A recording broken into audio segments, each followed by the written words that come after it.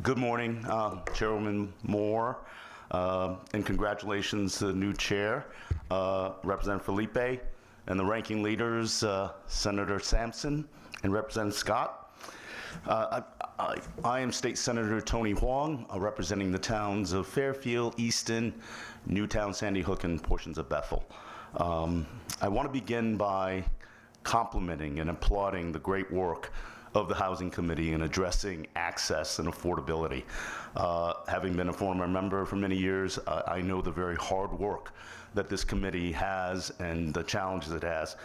And so for me, I am just here today to testify on HB 5333, an act concerning a study of affordable housing appeals. I have submitted written testimony, but I will just ad-lib and offer some of the salient commentaries related to the submitted testimony. I think the first point is I want to make clear that in Connecticut, we have a housing crisis.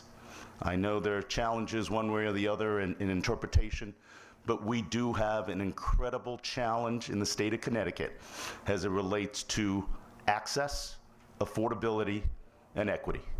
I think it's important to recognize we have these challenges not only in our urban centers, our suburban communities, but also our rural community. And when I talk about affordable, it really is important because for me, it's deeply personal as well. Being a first-generation immigrant with hardworking parents and made sacrifices, I spent my formative years in government-assisted housing. I understand how important it is to have the foundation and safety of a home or a residence and a safe roof over my head so that I can pursue my academics and in essence, the American dream. So for me, housing is essential. And as it relates to this bill, this is talking about a study of affordable housing appeals processes. It could have been very easily titled talking about 830G. Connecticut General Statute Section 8-30G is a unique statute that is nearly 40 years old, and it talks about affordability and impact on local zoning authorities. And the goal is noble.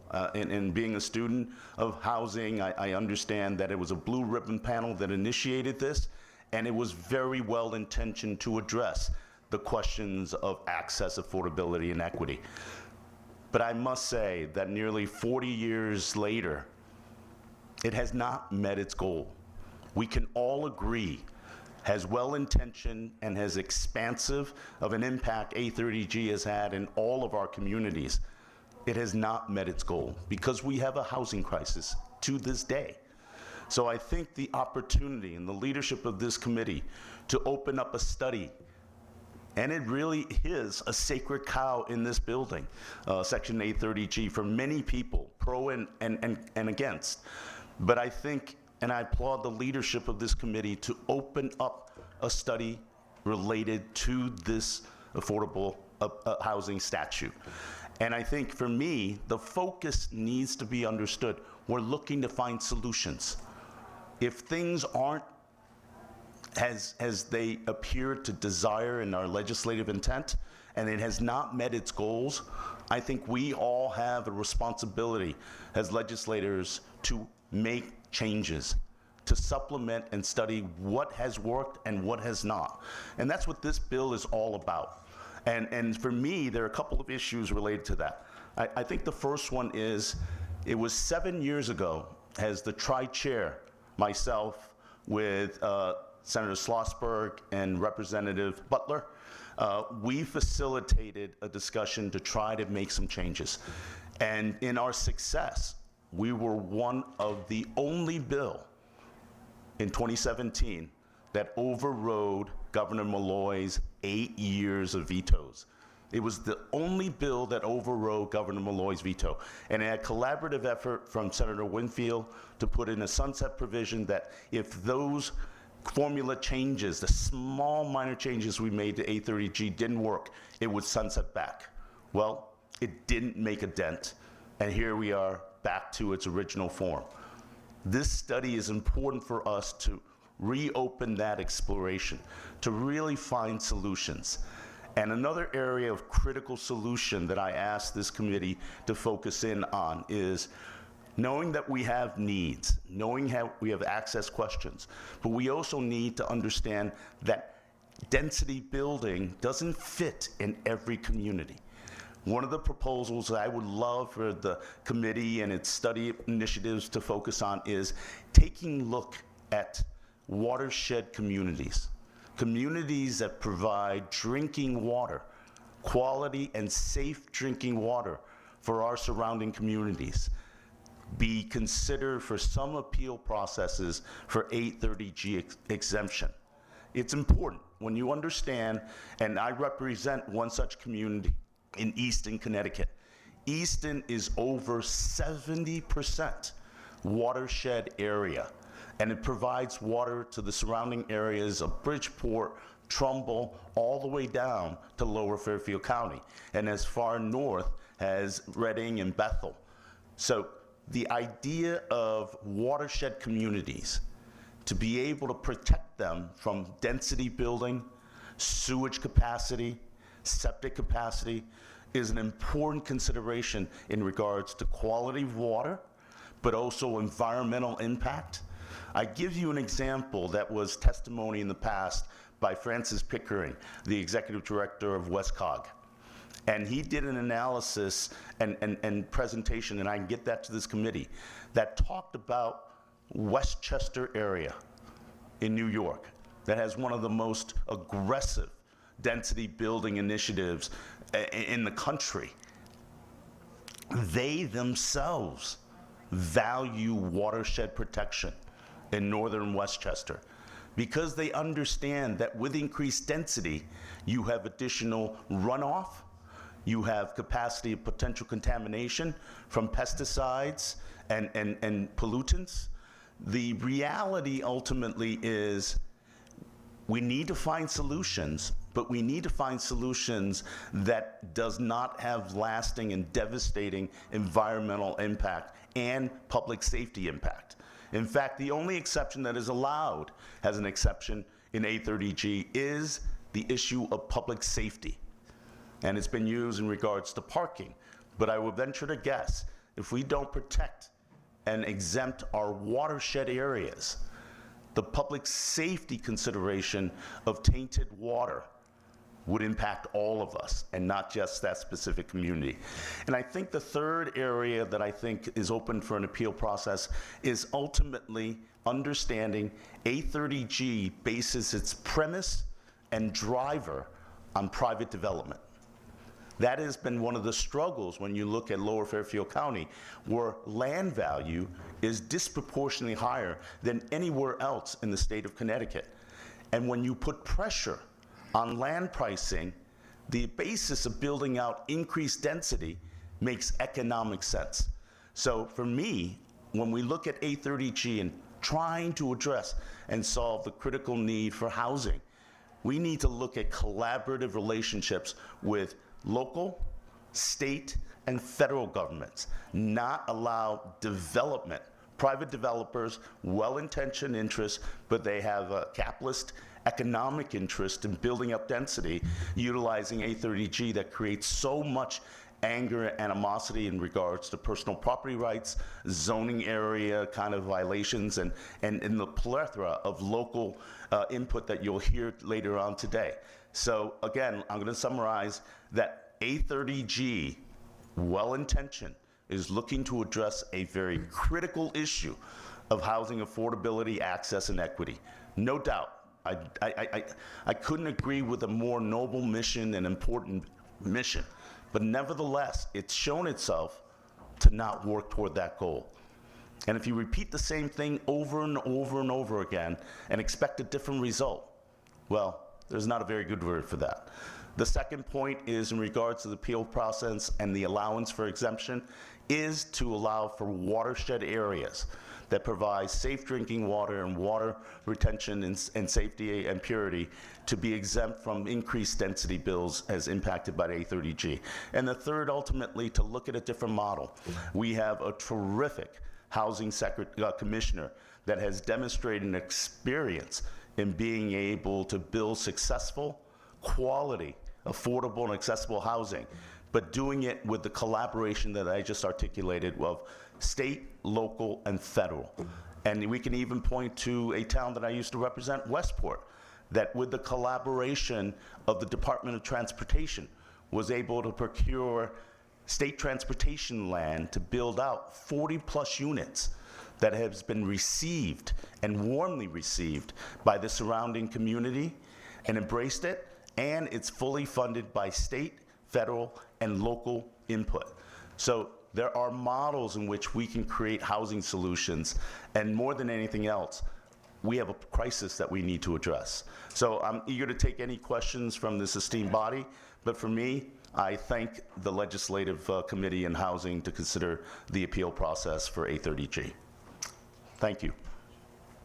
Thank you, Senator, and thank you for that perspective and helping us educate us on how we got here and moving forward.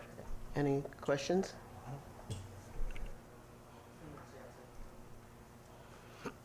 Thank you, Madam Chairman. And thank you, Senator, for being here. Thank you for your contributions to the Housing Committee over the years and the very thoughtful and in-depth testimony that you were managed to pull off in just a couple of minutes. You were answering my questions as you were speaking.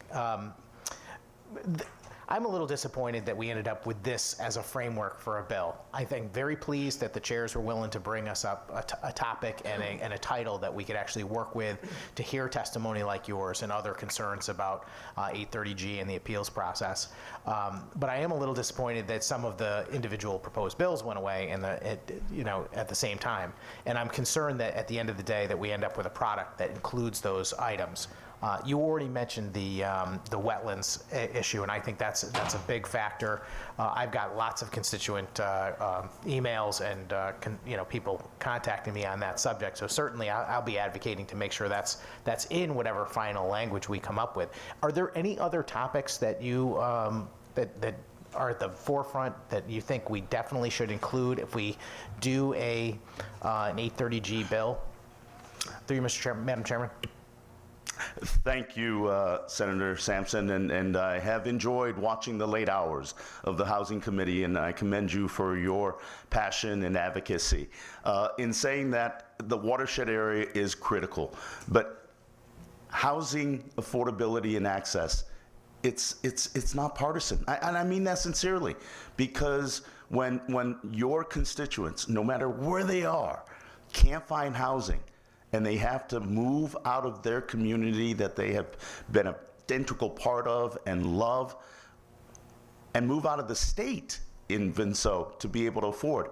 It is not a partisan issue. We need to find solutions. The watershed area is going to put additional pressure on surrounding communities. And one of the ways I think we can undertake that is to look at where state and federal supplements can address those concerns. I think, and I want to repeat again, it is not a partisan issue. It may be framed that way from some of the passionate advocates that are pro and against it, but it's important. In the case of Easton, we have a board of selectmen, 3 individuals, 2 Democrats, and 1 Republican that has submitted testimony to share that they share in that vision of getting access and affordable housing, but to undermine the watershed protection that is critical to that community's character and community. And I know character is not a good word, but it is a fact in regards to how it functions. To answer your question about an additional consideration, one of the bills that we've considered in planning and development, and I know Representative Zullo has done a tremendous job in past years in housing. One of them was using CHAFA funds to be able to assist income-based first-time home buyers to acquire homes, to own. And that, under the current A30G statute, would count toward the formula of affordable housing. CHAFA loans qualify under A30G statute to allow an individual to have home ownership as part of affordability, access, and equity, but at the same time qualify under A30G. It is a bill that I think is a win-win because the statute allows CHAFA qualified candidates to get financing to buy a home instead of additional renting. And I think that's the other critical element that we're talking about that gets lost in 830G. We're talking about renting. We're talking about short-term solutions. One of the American dreams that I have always aspired to, that my parents shared and drilled into me, is homeownership is critical to setting down your roots, making the investments. We've moved away from that. Perhaps for us as a legislative body, through this CHAFA first-time buyer bill, we can initiate addressing affordability and accessibility, but at the same time, support families, support individuals, support aspiring immigrants in this country who want to produce and contribute to this country to set their roots and buy a home and contribute to it and be a part of an integral community and have their roots set down. So that's another example. I think the third example really is to incorporate. Now, this may be an interesting fact. Not all housing authorities are created equal. But we need to have housing authorities that are effective, but with the buy-in of the surrounding community, that bring to it the ability to create collaborative agreements between state, local, and federal. The challenge in one of the bills that we're talking about in expanding housing authority area coverage, there's a real consideration. Is there a connectedness? Is there a natural symmetry in regards to a shared common affinity and interest? So I think there's so many things we can do, but one of the parts, and Senator Sampson, I know you lament the fact that we didn't get more in, but nevertheless, I want to compliment the leadership of this committee to at least afford a conversation moving forward. And I know there are many affordable housing proponents that hate this idea of even opening the door to a conversation. But again, not doing anything doesn't solve the crisis that we have. Thank you, Senator. So just following up on those three items, and thank you, I'm in agreement that those are three key items that definitely need to be included in the conversation. The subject of the CHAFA loan home purchase for a first-time buyer falling under 830G, I think it would qualify now, except for the fact that in order to qualify, it has to be considered affordable housing deed restricted. Is that the only thing that would prevent a current CHAFA first-time home buyer from falling into the category already? Senator Sampson, I would defer to the attorneys and the representatives of CHAFA, but per my conversations with Representative Zulu, who's been a true champion of this, and also Representative Paletta, who has worked very closely in that area, I do not believe it needs to be de-restricted, that under the 830G language, a qualifying first-time buyer based upon income level that is able to make that purchase would qualify under the 830G. I do not believe that the property in the home needs to be de-restricted. And I would defer to the proponents of this bill, Representative Paletta and Representative Zulu, who have been true champions of this and educated me on this. Yeah, thank you for that answer. I completely agree. That's the way it ought to be. I just think that that is the one impediment that currently exists that we'd have to overcome. But I'll certainly do some more research on that. Talking about housing authorities, you know, I'm not opposed to the idea of expanding housing authorities outside their own jurisdiction, but the bill that we've got in this committee goes so far as to say that the other jurisdictions don't even have to be willing participants.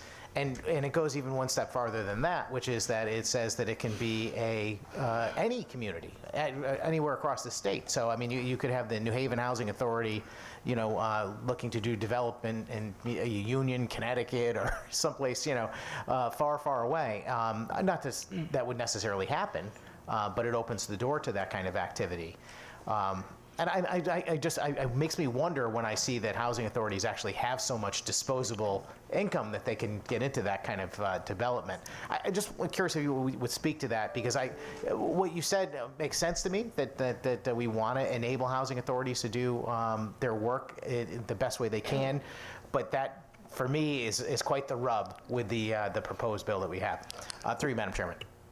Senator Sampson, as I mentioned, I'm very familiar with this committee's good work and its legislative debates through time, and I probably should wonder myself how I wanted to wade into the housing authority question. But it is important, because if we're truly looking to find solutions, housing authority could be part of that solution. But there should be considerations, as I raised, and let me clarify that. I have a housing authority leader in Carroll Martin that represents Fairfield, a town that I represent. I used to represent Westport. The town of Westport did not have a housing authority. They hired and enlisted Carroll and invited her to be part of it. And there are surrounding communities that welcome the expertise, the experience of a talented and hardworking and vision-driven, mission-driven individual by the name Carroll Martin to help them meet their goals. Because one of the bills in the 830G revision that we put into place, that is still in place, is that we have requested and required that each town complete a 5-year analysis of their affordable housing stock and plan. And I know there are some communities that still have not finished that plan, and I would encourage them to do so, because the rationale when we articulated that goal was, if you don't have a plan in place, you don't understand what your needs and land challenges and density challenges in your community without a plan, then you don't have any intention to get to a goal. So for me, it was plain and simple. I know it might have been considered a mandate, but this is proactive planning and development business plan. I think it's incredible to me that there are municipalities and towns that have not met those goals. And I applaud the towns that did do so, because having that plan, they articulate the vision of addressing housing affordability and access. But to answer your question, the bill as I read it right now in regards to housing authority, there is no contiguous, there is no restrictions in regards to housing authority executives not having commercial interest, not having building interest. Again, if we're looking to utilize our housing authorities, then these housing authority executive directors must have a higher threshold in regards to ethics, in regards to their conflict of interest considerations, because if not, the ability to use the housing authority's weight and leverage, as well as possible financing, and to go across the state outside a different community using this statute is penal in my mind, and it's inconsistent with respecting the local and unique perspectives of those communities. Again, housing authorities, when done in a collaborative, in a cohesive and synergistic way, is powerful. And when you have visionary, mission-driven type of executive directors in those housing authorities, you can do really great things, as we've noticed with Carroll Martin and Westport and the example that we brought up with the collaboration. But there is the potential suspicion that there may be conflict of interest abide. And when we expand without any kind of rationale in regards, as you brought up as an example, there may be one authority in an urban community that goes all the way to Union. Or as Representative Dubisky has reminded us, Scotland is a town in the state of Connecticut. That doesn't seem consistent with what we're looking at to build momentum, to have the best practices, the best potential for success in addressing a common challenge that we have, which is housing crisis in need, access, and affordability. I hope I answered the question. Yes, sir. No, thank you very much. I appreciate your testimony today, Senator, and we will certainly stay in contact and rely on your expertise going forward. Thank you, Madam Chairman. Anyone else? Thank you. Appreciate you. Thank